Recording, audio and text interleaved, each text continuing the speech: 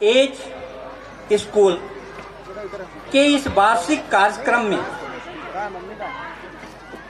मैं संस्था प्रधान और संस्था के सहयोगी समस्त शिक्षकगण, विद्यार्थीगण एवं इस शहर के सारे अभिभावकगण और जितने भी शिक्षा प्रेमी लोग जुटे हुए हैं, उन सभी को साक्षी मानते हुए मैं सर्वप्रथम इस बड़े मंच पर उद्बोधन के आमंत्रण के लिए अपनी तरफ से हार्दिक आभार व्यक्त करता हूं। मैं अपनी बात एक उदाहरण के साथ शुरू करूं। अमेरिका का राष्ट्रपति ने कहा था कि जब मैं मरूं तो मेरे मरने के बाद मेरे ग्रेवयार्ड के पास यह नहीं लिखा हुआ होना चाहिए कि अमेरिका का राष्ट्रपति यहां लेटा हुआ है।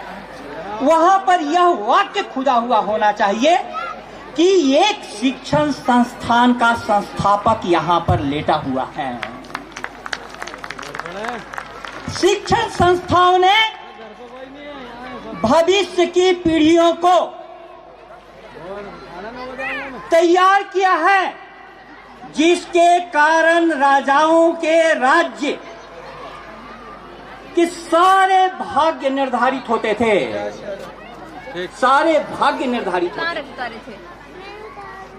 इसलिए मेरी बात समाज तक पहुंचे, अभिभावकों तक पहुंचे, आपके दिलों में बैठे।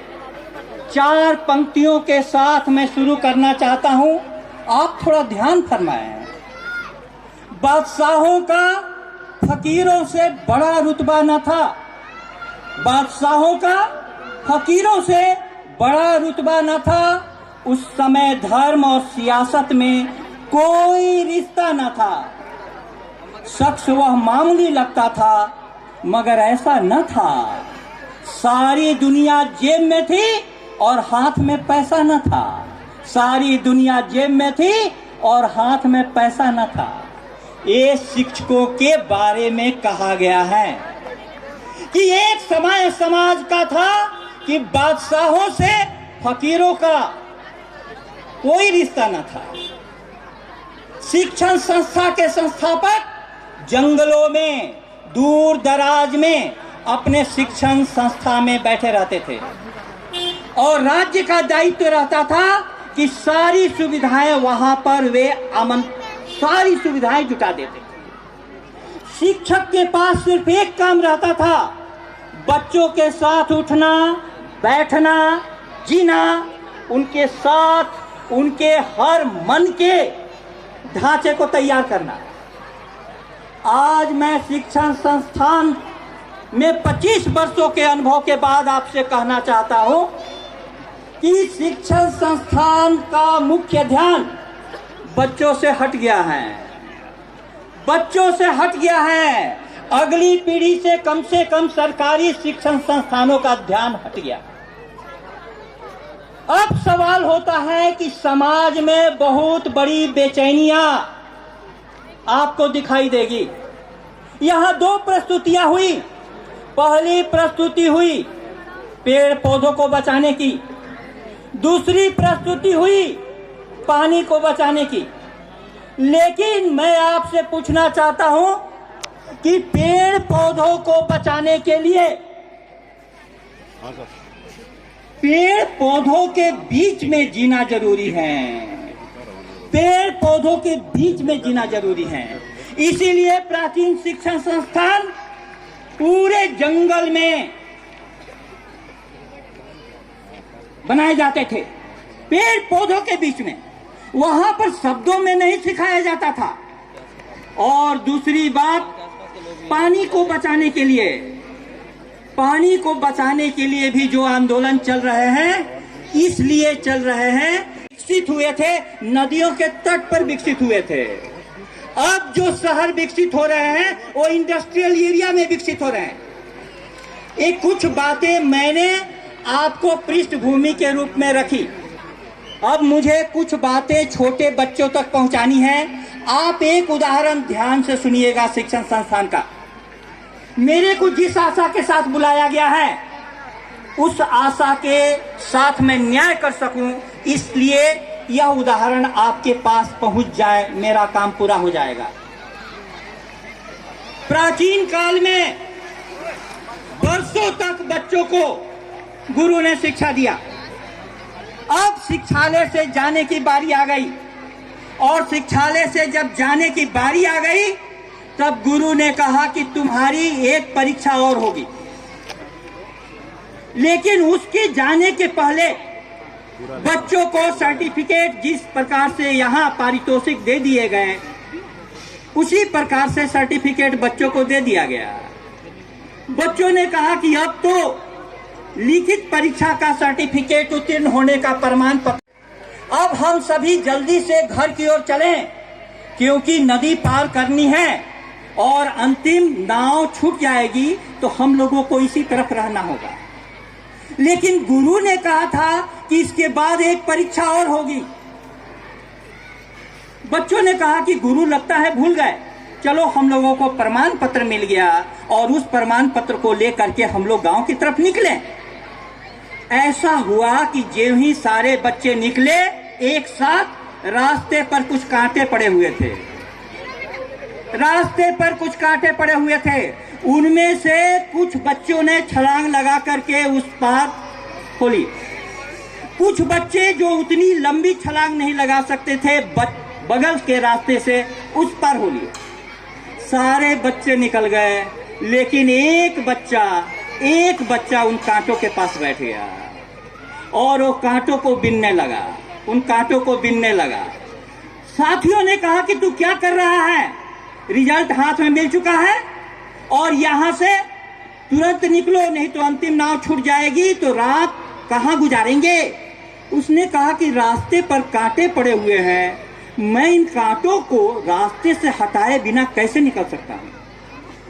तो उन सारे साथियों ने उसे अकेला छोड़ दिया और वो बोले कि तू रह, अकेला कांटा बिनता, मैं चलूं। सारे छोड़कर जाने लगे। तभी झाड़ियों से गुरु निकला। उसने कहा कि जो भी जा रहे हैं वे वापस लौटे आश्रम में, और यह बच्चा जो कांटे बीन रहा है एकमात्र आश्रम से या इस शिक्षण संस्थान से जाने का अधिकारी एकमात्र ये बच्चा है। राह पर कांटे बिछे हुए हो और तुम छलांग लगा करके चल दोगे, बगल से निकल जाओगे। पूरा हमारे समाज का चित्रण यह कहानी कहती है। बड़े बड़े डिग्री वाले, बड़े बड़े शिक्षण संस्थानों को चलाने वाले सबको मैं बहुत नजदीक से देख रहा हूं। किताबों में छपते हैं मोहब्बत के किस्से, हकीकत की दुनिया में मोहब्बत नहीं है। अपनी वाणी को मैं विराम दूं, वह विराम मैं अपनी एक कविता के साथ देना चाहता हूं। मेरी लिखी हुई कविता है और इसी सोच के साथ लिखी है कि हम लोग सदा बोलते हैं बच्चे को स्पीक द ट्रूथ, लेकिन बच्चा सच नहीं बोलता है। बच्चे को जो कुछ कहते हैं बच्चा उसके अनुसार नहीं चलता है। आखिर ऐसी दुनिया क्यों हो गई, यह छोटी सी कविता आप तक पहुंचे, ध्यान थोड़ा देर फरमाइएगा। 2 मिनट में मैं अपनी वाणी को विराम दूंगा इस कविता के साथ, क्योंकि संक्षिप्त उद्बोधन के लिए बुलाया गया है। लेकिन आप ध्यान से सुने। पापा सुबह सुबह पाठ पढ़ा रहे थे कि सदा सत्य बोलो। उसी समय बाहर से आवाज आई, कृपया दरवाजा खोलो। पापा सुबह सुबह पाठ पढ़ा रहे थे कि सदा सत्य बोलो। उसी समय बाहर से आवाज आई, कृपया दरवाजा खोलो। पापा ने बगल वाली खिड़की से झांक कर देखा, था कोई चीर परिचित किंतु अनोखा। तात धीमे से कान में आकर फुसफुसाए और मैं बाहर जाकर बोला, वो तो रात से घर नहीं आए, वो तो रात से घर नहीं आए। अगली लाइन ध्यान सुनिएगा। प्रेम पूर्वक रहो और मधुर वाणी बोलो। पिता द्वारा पढ़ाया जाने वाला यह दूसरा पाठ था, किंतु तब तक इस पढ़ाई से मैं हो चुका बोर और विश्रांत था। जब 3-4 बार में भी मुझसे यह पाठ दोहराया नहीं गया तो पिता से खुद को आपे में ठहराया नहीं गया। उन्होंने झट से एक चाटा गाल पर जड़ दी और बोले, गधे तूने तो हद कर दी। मैं चाटा खाकर जोर जोर से रोने लगा, किंतु कुछ सोच यह मन मेरा खोने लगा। सदा सत्य बोलो पाठ के बाद पिता मुझसे झूठ बुलवाते हैं और प्रेम पूर्वक मधुर वाणी बोलो के बाद गाल पर चाटा जमाते हैं। प्रेम पूर्वक मधुर वाणी बोलो के बाद गाल पर चाटा जमाते हैं। सच झूठ प्रेम चाटा का रिश्ता समझ नहीं पड़ता। इस कोमल मस्तिष्क में यह कहीं से नहीं उतरता। इसलिए हे भगवान, मैं उधेड़ बुन में पड़ गया हूँ। तेरी दुनिया का नन्हा फूल खिलने के पहले सड़ गया हूँ। तेरी दुनिया का नन्हा फूल खिलने के पहले सड़ गया हूँ। बच्चों को आप क्या दे रहे हैं? आपकी वाणी, आपके शब्द बच्चों तक नहीं पहुंचेंगे। आपका जीवन, आपका आचरण बच्चों तक पहुंचेगा। आप इस बात को जाने कि यदि जब तक अभिभावक और शिक्षक जो जी रहे हैं वही नहीं बोलेंगे, मन वचन कर्म की एकता नहीं होगी, तो अगली पीढ़ी भारी खतरे में है, भारी खतरे में।